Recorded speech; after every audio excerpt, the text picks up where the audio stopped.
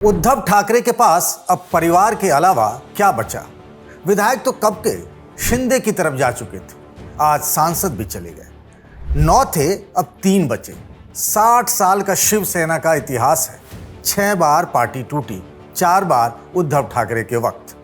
Party प्रमुख के पद से इस्तीफा दे दूंगा, जनता के बीच जाऊंगा जैसी बात करने में उद्धव ने देर नहीं कर दी, पर अब भी जाग जाएं तो बेहतर होगा, क्योंकि अब एकनाथ शिंदे की नजर उनके विधायकों पर भी है। नजर तो बीजेपी की शरद पवार के 8 सांसदों पर भी है। वो भी ममता, केजरीवाल, उद्धव के सांसदों की तरह मोदी सरकार की वाहवाही करेंगे या फिर अपने पुराने घर यानी कांग्रेस के हो जाएंगे। राजधानी में इसी की बात। नमस्कार, मैं हूं Pankaj Jha. Brought to you by Sharda University, where the software engineer meets the talented photographer. The world comes together at Sharda University. हमेशा देर कर देता हूं मैं। मुनीर नियाजी की ये बात उद्धव ठाकरे पर लागू हो जाती है।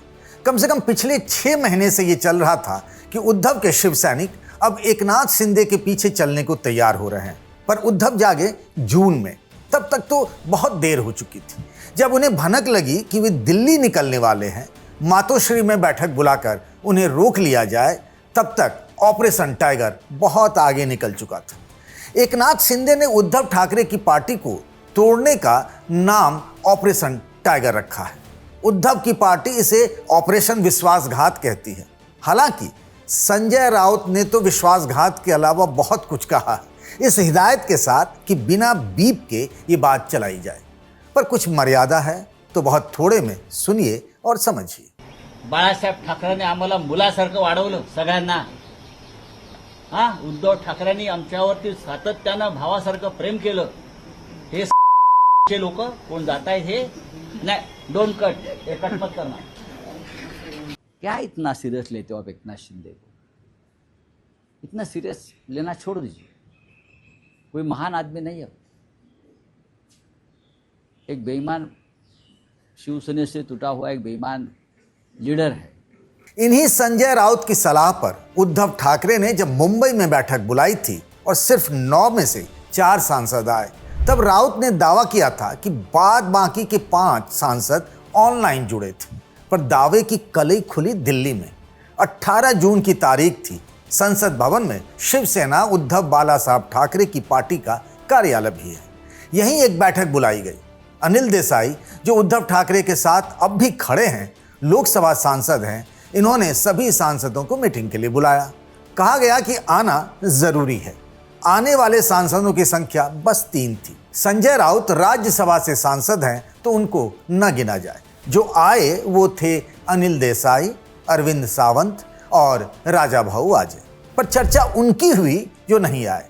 वे दिल्ली में ही थे, जो चार्टर्ड प्लेन से यहाँ आए थे, महाराष्ट्र के अलग अलग शहरों से। बात ये 16 जून की है। सभी नोएडा के एक होटल में ठहराए गए थे। अगले दिन यानी 17 जून को इन सांसदों ने एकनाथ शिंदे के बेटे, जो सांसद भी हैं, श्रीकांत शिंदे के साथ ओम बिरला से मुलाकात की। बिरला लोकसभा के अध्यक्ष हैं। श्रीकांत की अगुवाई में उनसे मिलने का मतलब ये था कि अब वे जलती हुई मशाल की जगह तीर धनुष चलाएंगे, जो शिवसेना का बरसों पुराना चुनाव चिन्ह है।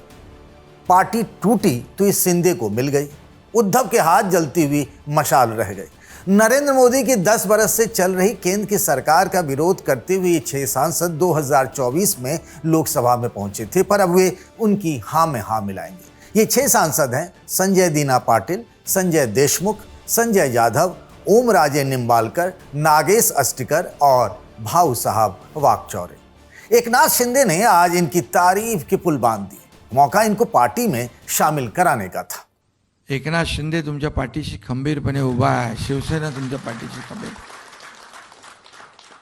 पर उद्धव ठाकरे के बेटे आदित्य ठाकरे ने इन्हें डरपोक और बिकाऊ जैसे शब्दों से नवाजा। जो 6 बागी नहीं बिकाऊ सांसद है, वो चुन के आए थे उद्धव बालासाहेब ठाकरे इनके चेहरे पे। जो वो चुन के आए थे वो महाविकास आघाड़ी और इंडिया अलायंस के चेहरे पे। वो जो चुन के आए थे वो भाजपा के खिलाफ आए थे, जिस भाजपा को इस देश का संविधान बदलना है। आज भाजपा इनको तोड़फोड़ करके जो अपने पक्ष में, अपने दल में शामिल करना चाहती है, दलदल में शामिल करना चाहती है, वो इसीलिए करना चाहती है ताकि वो देश का संविधान बदल सके। उनको 2/3 जो मेजॉरिटी है वो ही प्राप्त करना चाहती है, और ताकि देश में संविधान बदल सके, यही उनका लक्ष्य है। एकनाथ शिंदे का इधर शक्ति प्रदर्शन चल रहा था तो उधर उद्धव भी बची खुची अपनी पार्टी को समेटने की कोशिश कर रहे थे। विधायक तो उनके 20 हैं, बुलाया तो सबको गया था, पर आए 17 ही। 3 यहां भी नहीं आए। सवाल है कि अब उद्धव ठाकरे के पास क्या बचा। पार्टी में जब टूट हुई है तो वे इस्तीफे, जनता के बीच जाने की बात कर रहे हैं। इसके मतलब क्या निकाले जाएं, हमने पूछा महाराष्ट्र की पॉलिटिक्स को समझने वाले सीनियर जर्नलिस्ट किरण दिवाकर तारे से। उद्धव ठाकरे के पार्टी के पास अभी बचा है वो सिर्फ और सिर्फ उनका परिवार। उनके परिवार के अलावा उनको कोई समर्थन नहीं दे रहा है। हालांकि उनके पास 3 विधायक, 3 सांसद अभी भी है जो लोकसभा में है, लेकिन वो एक तरह से उनके परिवार का ही हिस्सा है। अरविंद सावंत को आप देख लीजिए, या अनिल देसाई को देख लीजिए, या राजाभाऊ वाजे को देख लीजिए, ये उद्धव ठाकरे के बहुत करीबी माने जाते हैं। उद्धव ठाकरे के परिवार के जैसा होने के कारण ही वो शिवसेना में बचे हुए हैं। अदरवाइज उद्धव ठाकरे की पार्टी के पास अभी सब कुछ उन्होंने खो दिया है, उनके पास कुछ बचा ही नहीं है। और गनीमत तो ऐसी है कि सारे विधायक और सारे सांसद उनसे खफा है। सांसद तो छोड़ के चले गए, अब सांसदों ने छोड़ने के बाद उद्धव ठाकरे कह रहे हैं कि मैं महाराष्ट्र में जाऊंगा, हर डिस्ट्रिक्ट में जाऊंगा, अपने कार्यकर्ताओं से मिलूंगा, उनसे बात करूंगा, उनको मेरी बात समझाऊंगा, उनके मन में क्या हो रहा है मैं समझने का प्रयास करूंगा। लेकिन यही उन्होंने 4 साल तक क्यों नहीं किया, प्रश्न ये उठता है। जब 4 साल पहले यही इसी बात को लेके एकनाथ शिंदे ने अपना अलग से पार्टी बनाया था, तब उद्धव ठाकरे कहा थे, तब उद्धव ठाकरे ने कुछ एक्शन क्यों नहीं लिया। पर हमेशा जब जब वो ऐसा ऐलान करते हैं कि मैं महाराष्ट्र में जाऊंगा, वो अपने घर से बाहर नहीं निकलते हैं। जब जब पार्टी में फूट पड़ती है तब उद्धव ठाकरे घर से बाहर निकलते हैं। तो क्या उद्धव ठाकरे को घर से बाहर निकालने के लिए पार्टी में फूट पड़ना जरूरी है? ऐसा सवाल अभी शिवसेना वाले पूछ रहे हैं। उद्धव ठाकरे भी ये बात जानते हैं कि एकनाथ शिंदे तो बस चेहरा है, सारा मैनेजमेंट बीजेपी का है। नहीं होता तो अमित शाह महाराष्ट्र में ही आकर ये थोड़े ही कह रहे होते कि हम तो बस एक शिवसेना को जानते हैं। जाहिर तौर पर उनका इशारा एकनाथ शिंदे की अगुवाई वाली शिवसेना की तरफ था। शिवसेना के अध्यक्ष और महाराष्ट्र के उप मुख्यमंत्री श्री एकनाथ शिंदे जी, पहले शिंदे जी के पीछे शिवसेना शिंदे गुट कहना पड़ता था, अब कोई गुट बचा नहीं है, एक ही शिवसेना हो गई है। सवाल है कि आखिर उद्धव ठाकरे की पार्टी ही क्यों बार बार टूट रही है। अखिलेश यादव भी 10 साल से यूपी की सत्ता में नहीं है। कमोबेश यही हाल बिहार में तेजस्वी यादव का भी रहा है। समाजवादी पार्टी और आरजेडी में उस तरह की टूट की कभी खबर नहीं सुनाई पड़ी, फिर उद्धव ठाकरे के यहाँ ही क्यों? बहुत ही नामी गिरामी लेखक हुआ करते थे जिनका नाम था खलील जिब्रान।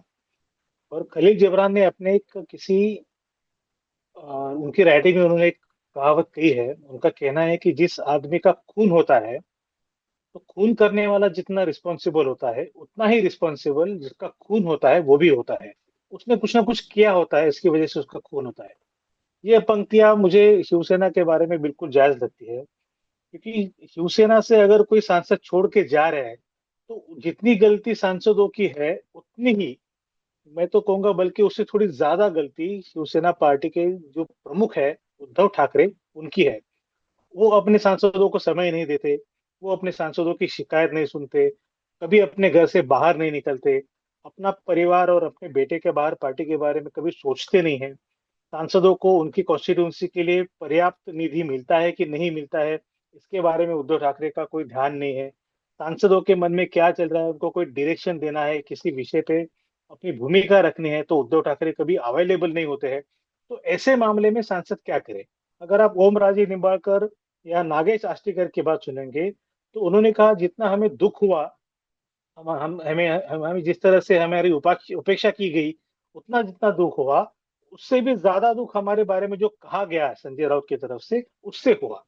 तो ये दोनों तरफ से हो रहा है। सांसद तो छोड़ के जा रहे हैं अपने निजी स्वार्थ के लिए, उनको तो स्वार्थ है, उनको वापस चुन के आना है, उनका और भी कुछ स्वार्थ हो सकता है उसके पीछे। लेकिन वो जब जाते हैं तो उनके बारे में अभद्र शब्दों का प्रयोग करना ये भी सही नहीं है। मुझे लगता है दोनों का कॉम्बिनेशन कहीं ना कहीं हमें दिख रहा है। इसलिए सांसदों के मन में एक तरह से खटास सी आ गई है। ये तो उद्धव ठाकरे की बात हुई, पर महाराष्ट्र में उनकी पार्टी से कुछ ज्यादा अच्छा हाल शरद पवार की पार्टी का भी नहीं है। सुप्रिया सुले के हाथ में कमान है, पार्टी एक बार तो टूट चुकी है। अब वहां को लेकर दो तरह की चर्चा है। एक ये कि वे अभी जिस हाल में है उसी में बीजेपी के पीछे आ खड़ी हो, या दूसरा जिसका इशारा उन्होंने खुद एक जगह बातचीत में दिया। इशारा ये कि क्यों ना जहां से आए हैं वहीं घर वापसी कर ली जाए, मतलब कांग्रेस की तरफ फिर से उसी में शामिल हो जाया जाए। ममता बनर्जी के तृणमूल के बारे में भी चर्चा चली थी कि वो कांग्रेस में शामिल होगी क्या, पर उसे उनकी पार्टी ने ही खारिज कर दिया। लेकिन सुप्रिया से जब ये पूछा गया तो उन्होंने मना नहीं किया। तो क्या इस मौसम में जब सब बीजेपी के पीछे चलने को बेताब हैं, शरद पवार की पार्टी कांग्रेसी हो जाएगी? शरद पवार की जो नेशनलिस्ट कांग्रेस पार्टी है, उसको कांग्रेस की तरफ से एक प्रपोजल दिया गया है कि आप कांग्रेस में मर्ज हो जाइए। अभी जैसे टीएमसी का चल रहा था कि टीएमसी का शायद विलीनीकरण हो जाए कांग्रेस में। ममता बनर्जी चाह रही थी कि उनको राज्यसभा में नेता विपक्ष की पोजीशन मिले, जो कांग्रेस ने साफ टुकरा दी। अगर ममता बनर्जी को नेता विपक्ष की पोजीशन मिलती तो टीएमसी कांग्रेस में मर्ज हो जाती। उसी तरह से अगर शरद पवार की पार्टी को कोई ठोस प्रपोजल मिलता है कांग्रेस में आने के बाद, तो शायद हो सकता है कि राष्ट्रवादी कांग्रेस में विलीन हो जाए। पर ऐसा भी होते हुए दिख नहीं रहा है, क्योंकि शरद पवार ने अपना कोई स्टैंड क्लियर नहीं किया है। ये तो कांग्रेस की तरफ से बोला जा रहा है कि एनसीपी को उनमें आना चाहिए, उनमें विलीन हो जाना चाहिए, लेकिन शरद पवार की तरफ से ऐसा कोई भी अभी तक उनकी तरफ से कोई रिएक्शन नहीं आया है। तो अभी तो सिर्फ स्पेकुलेशन ही चल रहा है कि क्या हो सकता है, क्या नहीं हो सकता है। लेकिन मेरा अनुमान ऐसा है कि आज नहीं तो आने वाले 5 सालों में जब राष्ट्रवादी कांग्रेस का फैन फॉलोइंग कम होते जाएगा, तब उनके पास कांग्रेस में मर्ज होने के अलावा कोई ऑप्शन नहीं बचेगा। उसका एक टेस्टिंग चल रहा है। राजनीति में तो ऐसे होता है ना कि आज कुछ बात कहो तो उसको पनपने में, उसका दृश्य परिणाम दिखने में कई साल लग जाते हैं। तो मुझे लगता है ये टेस्टिंग है, राष्ट्रवादी कांग्रेस की तरफ से क्या रिएक्शन आती है, जनता की तरफ से क्या रिएक्शन आती है, और कांग्रेस के जो नेता है उनके मन में राष्ट्रवादी कांग्रेस को लेकर क्या फीलिंग्स चल रही है, इसका एक टेस्टिंग हो रहा है। आने वाले 4-5 सालों में इसका रिजल्ट हमें देखने को मिल सकता है। एक राजनीतिक चर्चा यह भी है कि शरद पवार और नरेंद्र मोदी के बड़े अच्छे रिश्ते रहे। इनकी बीच की एक कॉमन कड़ी गौतम अडानी का भी है। एनसीपी में टूट से लेकर उसके रीयूनियन की चर्चाओं में, दूसरे शरद पवार से जुड़े कार्यक्रमों में अडानी कई बार दिख चुके हैं। राहुल गांधी से जो शरद पवार के मतभेद के कारण रहे हैं, उनमें सबसे प्रमुख गौतम अडानी के खिलाफ राहुल का पॉलिटिकल स्टैंड है। तो क्या अडानी एक नई राजनीतिक गठजोड़ के सूत्रधार बनेंगे, खासकर तब जब परिसीमन वाला बिल लोकसभा में आएगा? 2/3 बहुमत के लिए इधर उधर बीजेपी देखेगी, तो उस दिन शरद पवार की पार्टी क्या मोदी के पीछे खड़ी मिलेगी? आपको क्या लगता है, बताइएगा कमेंट बॉक्स में। राजधानी में आज के लिए बस इतना ही। इस वीडियो को बनाया हमारे साथी शुभम ने। बाकी खबरों के लिए बने रहिए द लल्लन टॉप के साथ।